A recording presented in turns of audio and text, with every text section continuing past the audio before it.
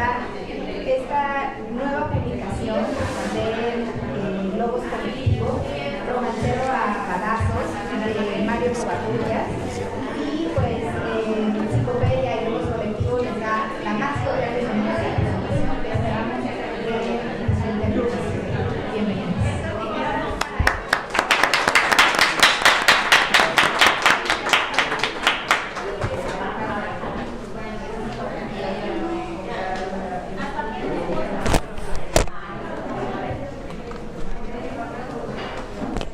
Balazo. La sangre no es espesa, escurre velocísima, así responde amante al deseo del estallido.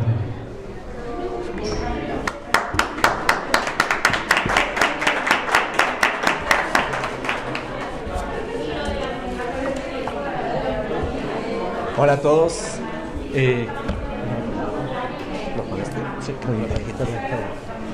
Hola a todos.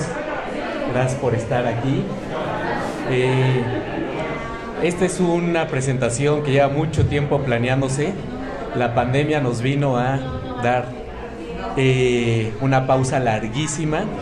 Se pensaba hacer sin público, pero pues por suerte se pudo hacer, aunque fuera un aforo pequeño, se pudo hacer presencial.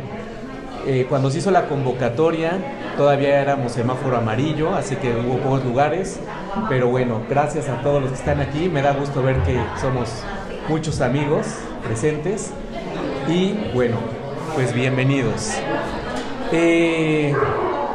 Espero que muchos de los que estén aquí ya hayan leído, hecho su lectura. Ahí es donde sale mi profesor que llevo dentro.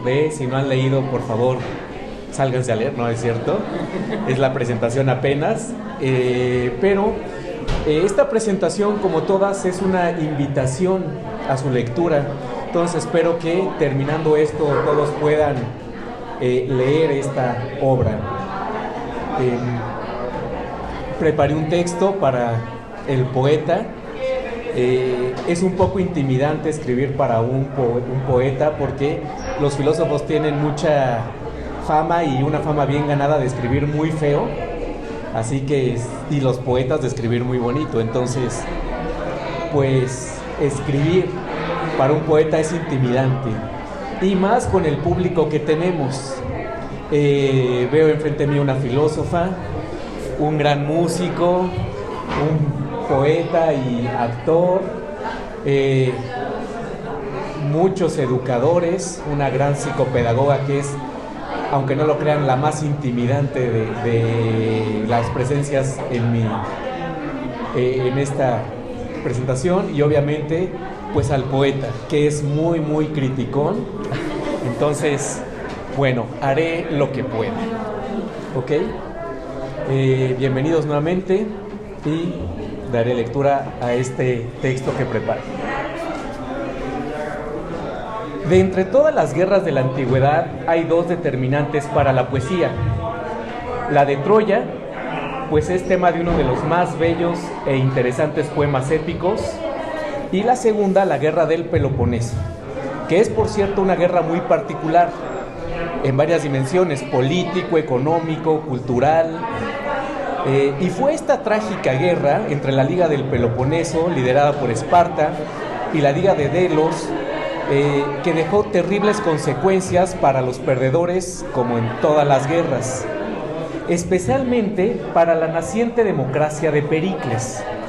15 años después, todavía con las consecuencias del gobierno de los 30 tiranos, Platón, un filósofo muy importante, escribe tal vez su diálogo más representativo, que es la Politeia, muy mal traducido al español como La República. Este es un manual para que exista una polis perfecta, es decir, una ciudad perfecta. ¿Puede existir una ciudad perfecta? No lo sé. El día de hoy los métodos y los resultados de Platón para lograr un mundo feliz los llamaríamos distopia comunista. Entre sus fórmulas declara que los gobernantes deben de ser los hombres más preparados, es decir, los aristócratas, desde el punto de vista de la episteme griega, que es aristos, los mejores. Los mejores hombres para Aristóteles serán los filósofos. Y aquí es donde se pone interesante el texto, porque en contrapuesta, los hombres que no podían gobernar, y no solo no gobernar, sino también debían de ser expulsados de Atenas, eran los poetas. Sí sé que es un texto anticlimático para una presentación de poesía, y más en sábado por la tarde. La razón para ser expulsados de Atenas: ser artífices de la mentira. Según Platón, la poesía engaña, pierde, corrompe la mente y no se pregunta por la esencia de las cosas, solo le interesa las experiencias sensuales de este mundo. El poeta con sus pasiones no puede participar de una recta nación, y es ahí donde nace la absurda pugna entre poesía y filosofía. Repito, la absurda pugna entre filosofía y poesía. Será una de las determinantes muy fuertes de por qué yo no soy platónico y sí soy epicúreo, más allá de la poesía. Aquí y ahora intentaré hacer una defensa de la filosofía poética o de la poesía filosófica, según se quiera ver. No porque se necesite, de hecho hay miles de defensas en este sentido, y no porque nadie la haya pedido, tampoco nadie la pidió ni la solicitó, sino como un regalo al poeta Mario Covarrubias, y obviamente a su texto que hoy nos trae aquí, Romancero a balazos. Al realizar la tercera lectura de este poemario, me vino la pregunta que muy poco tiempo después le planteé al autor de este poemario: ¿qué es poesía? ¿Cómo se escribe y qué reglas sigue? Preguntas que para los que nos gusta la literatura son incómodas, pero me imagino que para un poeta deben de ser mucho más incómodas. Tuve una antropofonía. La antropofonía es como una epifanía, pero atea o agnóstica, ¿no? No solo los poetas pueden hacer licencia de neologismos, En esa revelación comprendí que el sentido estético de la poesía, aunque nace del escritor, no se aloja en la escritura, sino en el lector. Entre las preguntas que le hice al autor aquí presente, ¿qué es poesía? ¿Cómo se escribe la poesía? ¿Y qué regla sigue? Me faltó la más importante: ¿cómo se lee la poesía? Y ahí está encerrada la clave para dilucidar este interrogante. Un lector de poesía no recibe instrucciones de cómo leerla. No obstante, aún así, no deja de ser tocado por ella. La clave del texto que pretende ser poesía está en los sonidos que, convertidos en palabras, alteran el estado ontológico de las personas. Sin verborreas, las palabras nos alegran, nos preocupan, nos determinan o nos elevan. Es decir, nos cambian. Alteran nuestra realidad emocional, no lo que se ve con los sentidos. No pensaba tener micrófono. Pero aunque no lo veamos con los sentidos, nos cambian, porque somos el resultado de todo lo que hemos leído en nuestra vida, y también somos el resultado de todo lo que no leeremos en esta vida. ¿Cómo puede uno ser el mismo después de haber escuchado por primera vez? Tenue rey, sesgo alfil, encarnizada reina, torre directa y peón ladino, sobre lo negro y lo blanco del camino, buscan, libran su batalla armada. No saben que la mano señalada del jugador gobierna su destino. No saben que un rigor adamantino sujeta su albedrío y su jornada. Después de que estas líneas entran a uno nunca vuelve a ser el mismo. Nuestro simple nombre, dicho con cierta intención, puede ser poético y es poético. Es así que me arriesgo a afirmar que la poesía solo es lo que es al final de un acto dialéctico. La poesía, para que sea eso y no otra cosa, necesita tanto de un escritor poeta que escribe un texto con intención poética, como un lector poeta que lea con la intención estética de la poesía.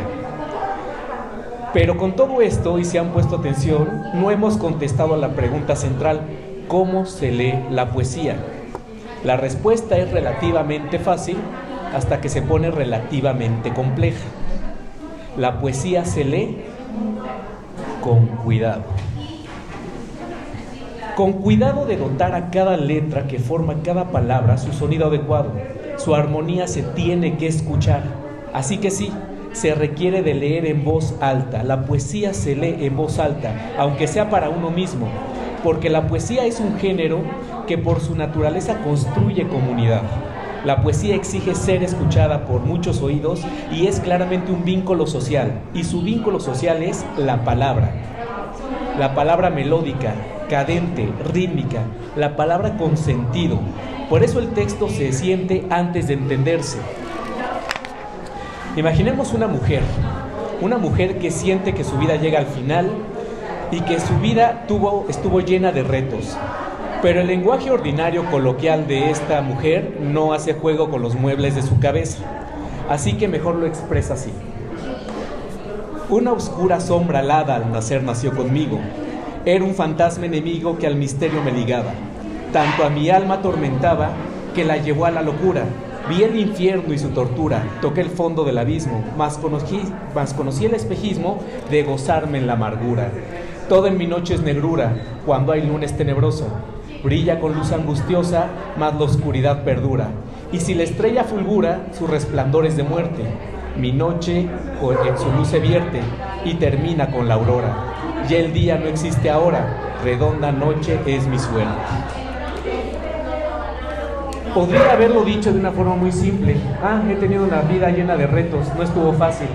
Pero no, su alma de poetisa decidió poner música a su expresión. Y esto que acabamos de escuchar fue el hermoso resultado. Otra alma en búsqueda puede expresar antes de la cotidianidad, de sus días y de su melancolía, cuando es de madrugada y la luna salpica noche y mis dedos buscan 6 letras, entonces quizá distraído, tú.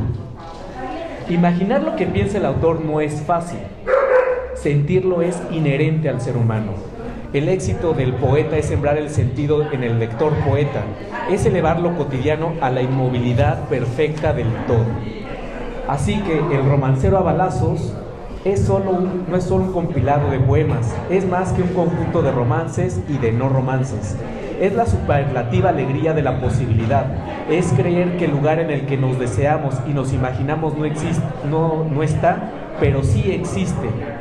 El romancero a balazos es una realidad con más posibilidades. Es un mundo donde viven muchos mundos.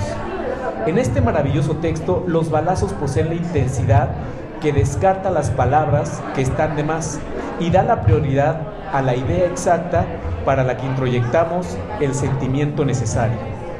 Por otro lado, los romances no se leen, ellos se apropian de nosotros. Los romances nunca se leen porque nunca terminan, nunca se dejan de leer. Los romances ya son de nosotros. En este romancero es sección necesaria los balazos, porque el sentimiento nace de lo más esencial de la poesía, pues es la poesía el resultado que nace históricamente de la tragedia. Ese oscuro conocimiento de la perfección, que es la poesía, yace en la crisis de lo divino, cuando los dioses no fueron suficientes para contestar la pregunta ¿por qué algo y no la nada? ¿Por qué la violencia y no la justicia? ¿Por qué la no razón y sí el elogio a la locura? Toda pregunta fundamental, como la que nace del romancero en el romancero a balazos, es trágica, porque nace de la indigencia, nace de la situación de urgencia, de algo que nos hace falta. Bienvenidos a la razón poética de la que hemos estado hablando. Es dicha razón el ejercicio dialéctico que hace posible la poesía, es logos y es sentimiento, pues filosófico es el preguntar y poético es el hallazgo. Concluyo con la afirmación de que este libro que presentamos hoy es poesía y también filosofía, pues es a pesar del deseo platónico de separarla, que por cierto el mismo Platón nunca pudo olvidar que su texto filosófico favorito era un poema, el poema doctrinal de Parménides, tan venerado por todas las grandes mentes ante la antigüedad, y el mismo Platón usaba la forma más básica de poesía, que es el mito. De hecho, en el mismo texto del que hablé, que es La República, donde quiere correr a los poetas de la ciudad, es el mismo donde viene tal vez su mito más popular, que es el mito de la caverna. Concluyo esta participación diciendo que Mario Andrés Covarrubias logra evitar y corregir la confusión entre ruido y grandeza, que el romancero a balazos tiene como fin teleológico entender lo humano. Concluyo que Mario Covarrubias logra revelar más allá de lo que muere, que el romancero a balazos no intenta describir una parte de lo que está mal en nosotros, pero lo logra porque su poesía suena que hace sentido, que Mario Covarrubias no hace poesía fácil, porque como la doctrina de Nietzsche, él hace poesía a martillazos, que como Borges yo me siento más orgulloso de haber leído El romancero a balazos que de todos los poemas que he escrito, y afirmo que Mario Covarrubias es un poeta y asume con responsabilidad ese título. Así que termino proclamando poesía o muerte y hasta la victoria siempre. Gracias.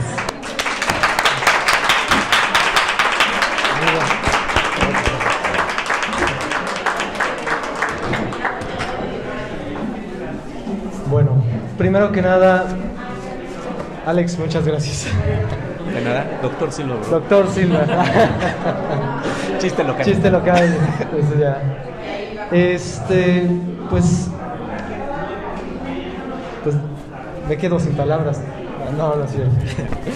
No obstante. No obstante, pues agradecerte mucho tus palabras. Me tienes que regalar esa copia. Ah, sí. Bienvenidos, muchas gracias por estar con nosotros. En verdad es un momento que ha sido esperado, como ya dijo Alejandro, debido a la pandemia se ha retrasado mucho este instante y vayan, agradecerles que hayan hecho el esfuerzo de estar aquí con nosotros.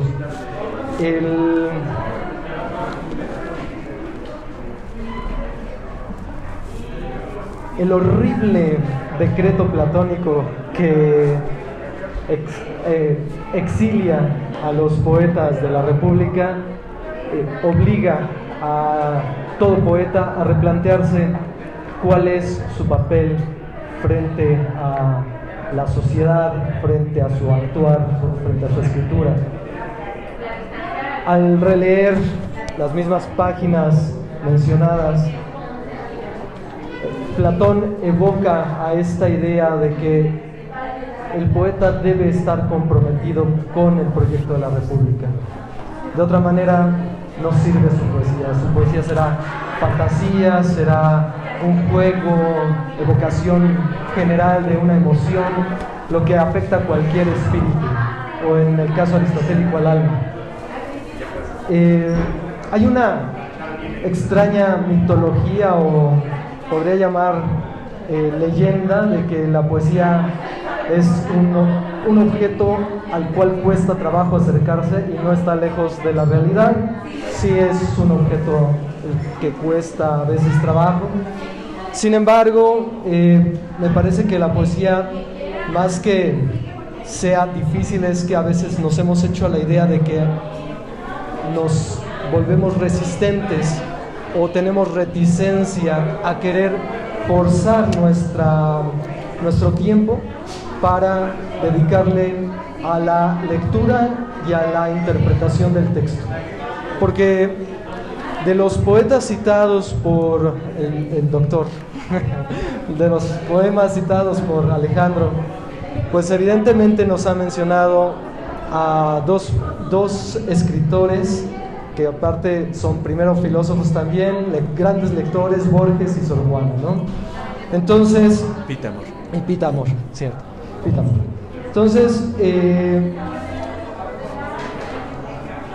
el esfuerzo que requiere acercarnos a la poesía implica el esfuerzo de buscar significados a las palabras, encontrarnos en el reto de descubrir ese significado que a veces puede escapársenos por la necesidad de vivir la cotidianidad con tanta premura. Pero bueno, yo quería contarles brevemente sobre este acercamiento, ¿no? Creo que en la gran discusión que hemos, bueno, más que discusión, quizás hasta berrinche, diría el profesor aquí, el buen Alejandro, berrinche al intentar contestarle la pregunta ¿qué es poesía?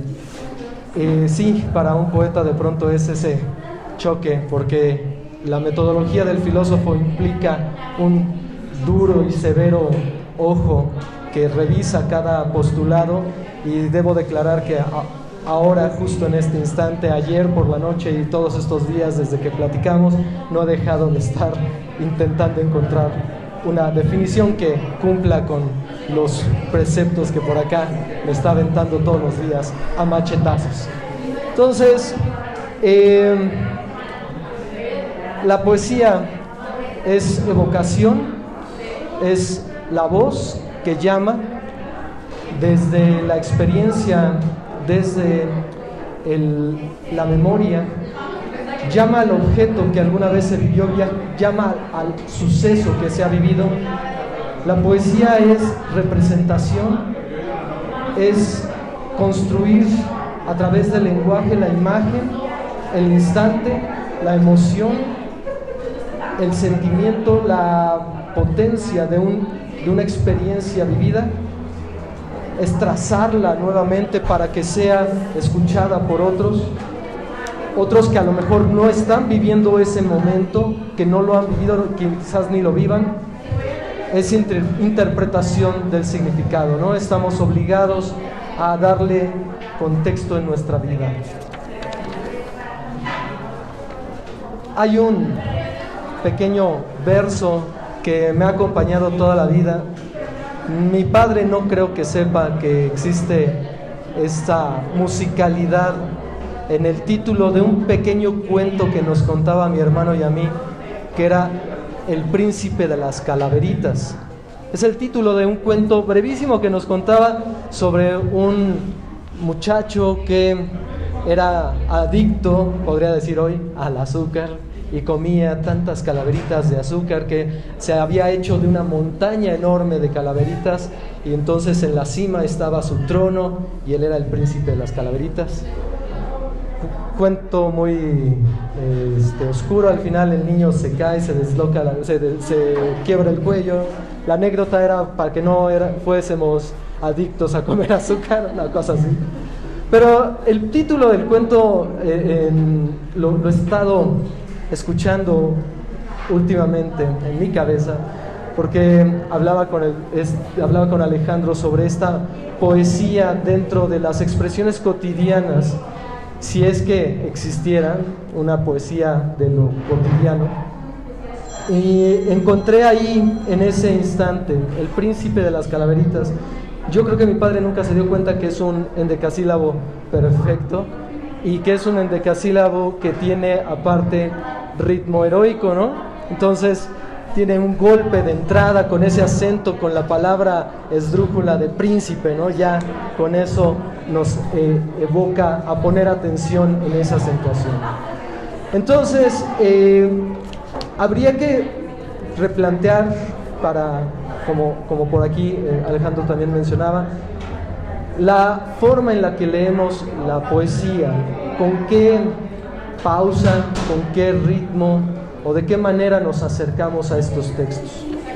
Bien, para no hacer mucho, como dijiste, verborrea de esto, es extraño porque no nos pusimos de acuerdo. Alejandro escribió su texto aparte y yo he estado escribiendo esto por mi parte, y pues digo, tampoco es muy extraño, los dos somos fans de Borges, adictos a su texto, y evidentemente tendríamos que haber dado razón de encontrarnos en Ajedrez 1 y Ajedrez 2. Hace unas 48 horas una estudiante me decía a la mitad del campo de fútbol: profesor, ¿cuál es su poema favorito? De inmediato, Ajedrez 2 de Borges, ¿no?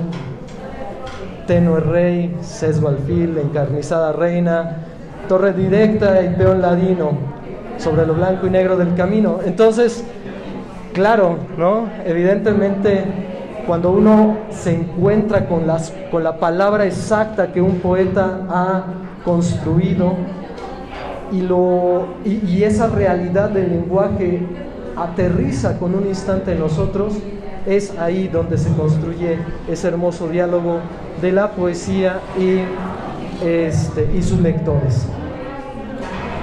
Yo voy a cerrar esta parte de mi presentación mencionando que de este poema de Borges hay un detalle significativo para mí.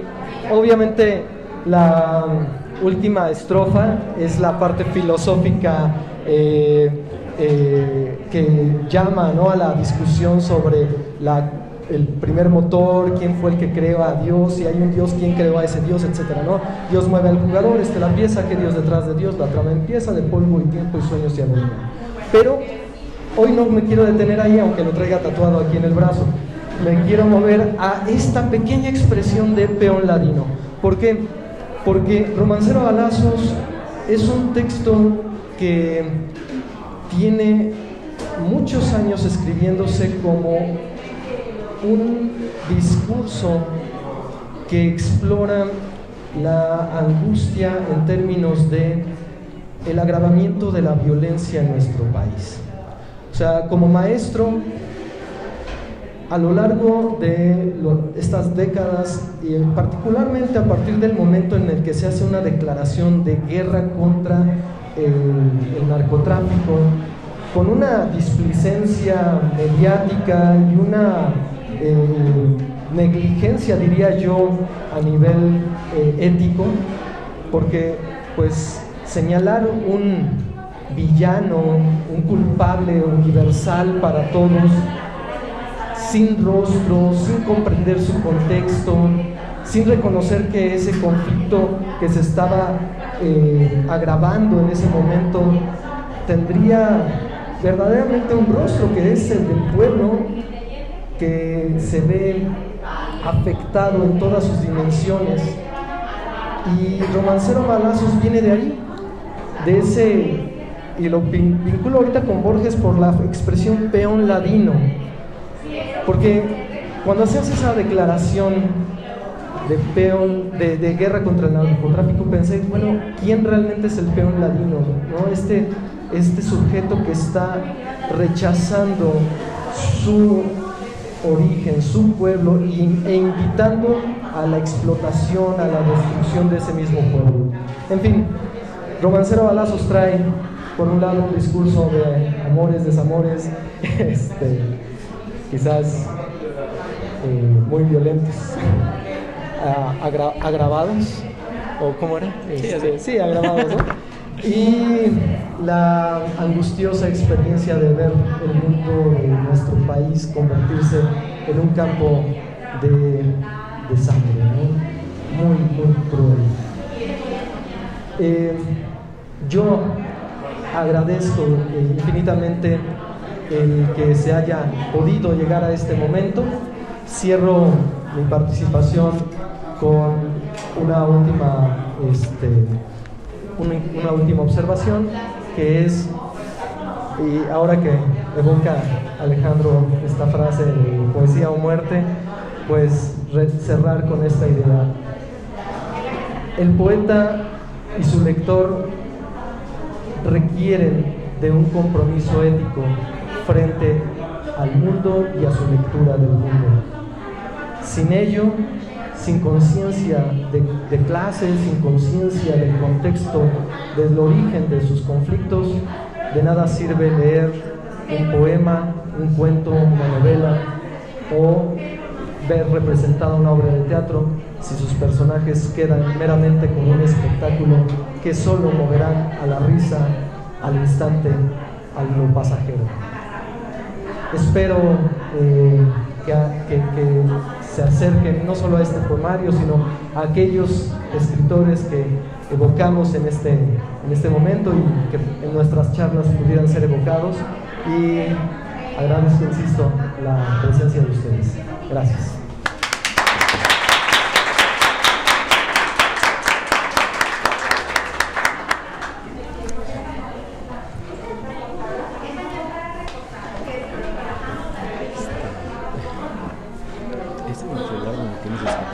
Sí. Déjalo transmitir y me conecto a que te salga de paso.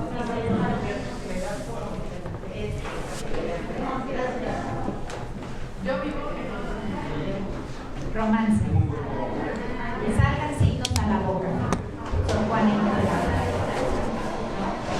Hagamos la guerra. Yo no busco paz. Después de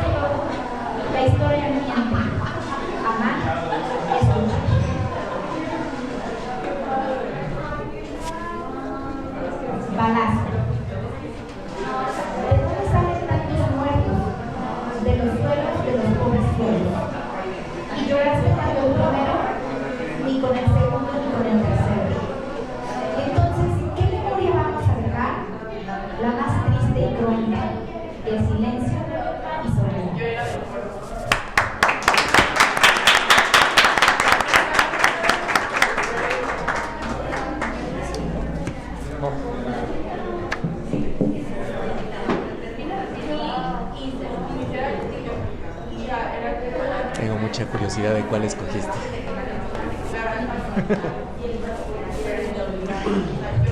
Romance. Perdí la apuesta. Te dejo en prenda las palabras que son nada. Un capricho apenas. Las voces locas en mi cabeza que recuerdo de garabato negro con hambre de papel. Te dejo aquí mis temblorosas páginas, cicatrices inquietas del futuro de mis ojos, de mis pausas, de mis suspiros, páginas mal nutridas y ansiosas, hermosas carceleras de pluma. Yo le pongo play. ¿Es posible que a tu lado haya contigo alguna vez? Balazo. Que si amo la lluvia, sí, por supuesto, porque es memoria de todos los llantos, de las tristezas todas, de los hombres muertos, de todo parte. Que si amo la lluvia, sí, por supuesto.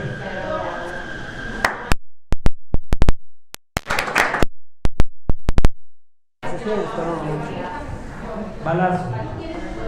Esa bala entró por la ventana, cruzó la habitación por encima de la vieja silla mecedora y ató a la niña que se mecía, sin aviso, sin justificación, sin sentido. Y los gritos nacieron locos de la garganta de mi madre, gritos rotos, enfermos, desmembrados, eran un legrado de voz en la garganta.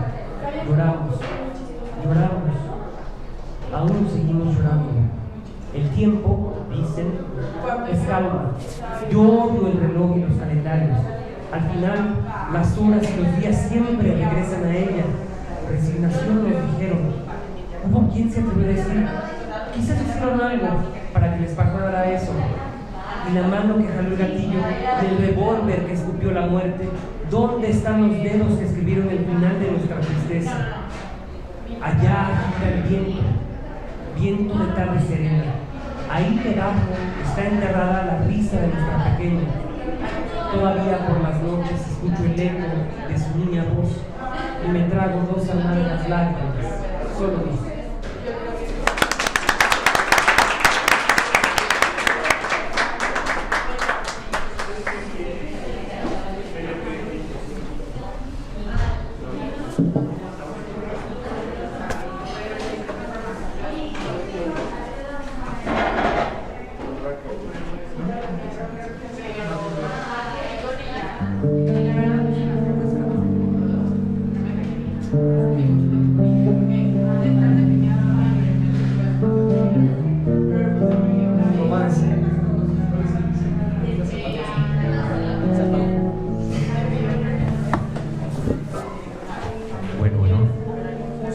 De frente. Sí. Romance. A veces te recuerdo y no me causa tristeza. Ayer, por ejemplo, sonreí. Aunque llovía entrada la noche, salí a caminar entre la gente que corría entre calles mal iluminadas. Me detuve donde las llantas solan con los charcos. Me detuve frente al restaurante aquel donde algún día comimos. ¿Ves? ¿Cómo de cuando en cuando te recuerdo y no me duele? Ayer compré el libro aquel que tantas veces pensé regalarte. Luego dejó de llover. Escuché 2 horas de música. Escuché la canción que tanto amabas. Tarareé la melodía, ¿sabes? Porque nunca me aprendí la letra. Luego me quedé dormido, con las luces encendidas y contigo como último pensamiento. ¿Ves? Cómo todavía te recuerdo y cómo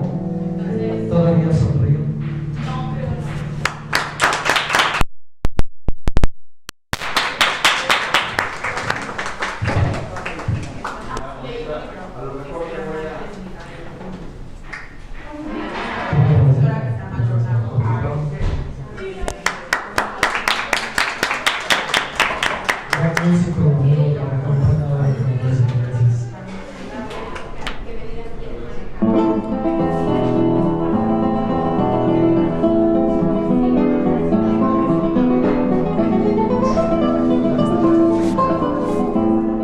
Romance. No lloro al jaguar que devoró mis entrañas, porque en sus dientes cantaron la buena menguante, y con mi sangre lavó noches y madrugadas. Sobre árido cráter de luna su cama hizo la mía, aplacaba la sed después del banquete. No lloro al jaguar que devoró mis entrañas. ¿No son acaso los mares secos de la luna el espacio perfecto para encontrar la muerte y con mi sangre lavar noches y madrugadas? Si despierta el silencio, la dulcísima piedra, con sus ópalos negros de la piel salvaje, no lloro al jaguar que devora mis entrañas. Felino de mis sueños, desílame con tus garras, igual que al vidente con su pico hizo el ave, y con mi sangre lavó noches y madrugadas. Si por casualidad extraña cambiáramos de papeles y yo fuese el rapaz y tú mi presa suplicante, no llores al jaguar que devora tus entrañas y que lava con tu sangre las noches y las madrugadas.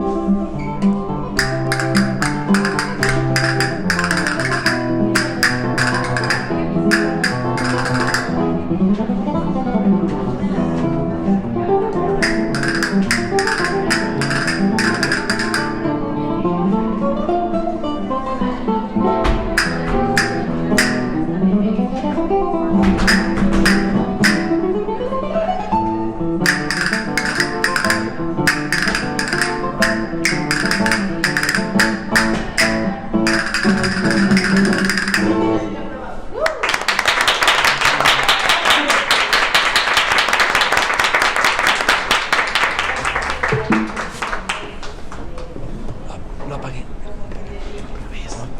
Es que no quería que Bueno, se... esperamos que hayan disfrutado de esta presentación de Romancero a Balazos, tanto como nosotros, como yo.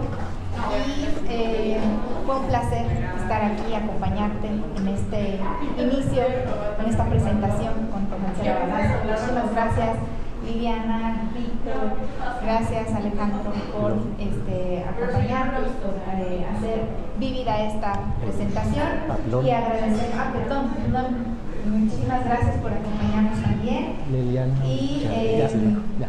muchas gracias también a Gaco por el espacio para presentar Romancero a Balazos. Un gusto, Gracias. excelente día. Gracias.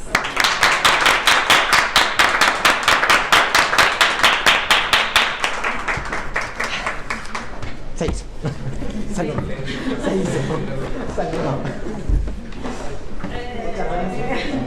Felicidades.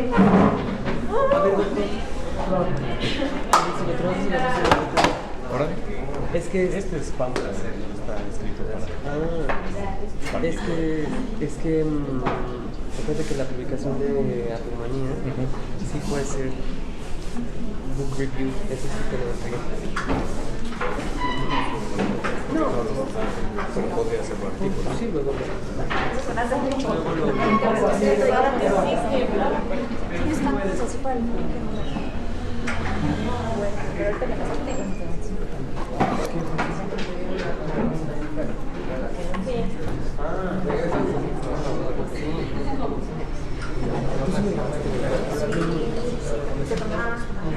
Pero las tiendas están abiertas.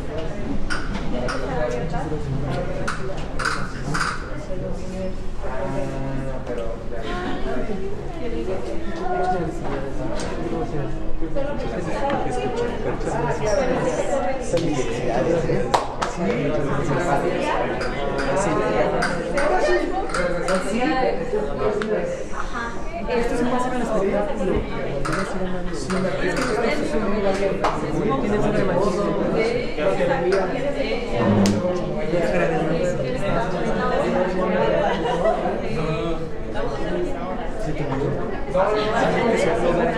Ah, excelente.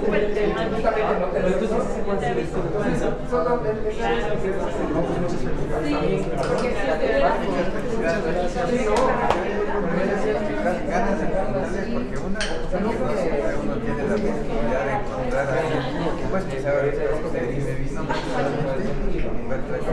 Sí, no, la bueno. historia de la belleza, la historia de la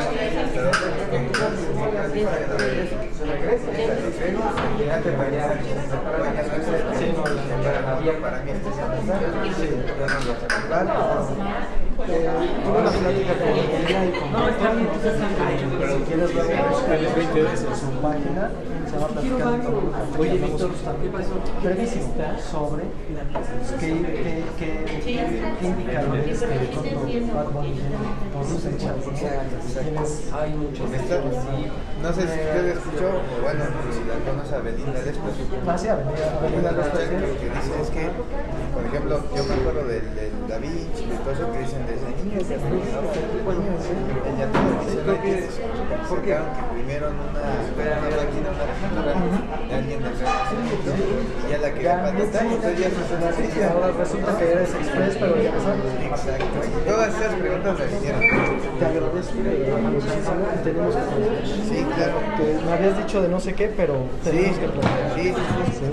Y este libro entonces ya lo está...